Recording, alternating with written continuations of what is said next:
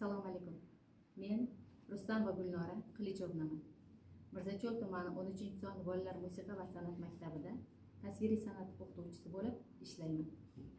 Men sizlarga bugungi hozirgi davrimizda sun'iy intellekt rivojlangan, barcha telefonlardan barcha ma'lumotlarni qidirishga harakat qilayotgan yoshlar uchun va kattalar uchun ham doimiy kitob o'qishni, bu kitobda hech qachon afsuslanmaydigan, hayotga bo'lgan mehr muhabbatni ulg'aytiruvchi hayot borligini yana bir bora ta'kidlamoqchiman.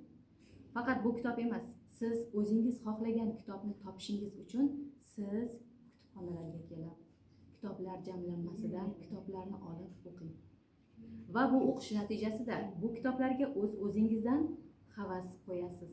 Bu kitoblarni o'zingiz hamisha izlanib o'qiydigan bo'lasiz.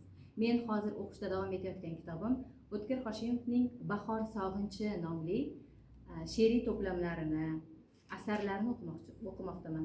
Bular birinchi jildda, ya'ni birinchi qismi hikoyalar, qissalardan iborat. Men bu kitobni sizlarga o'qib ko'rishni tavsiya etaman.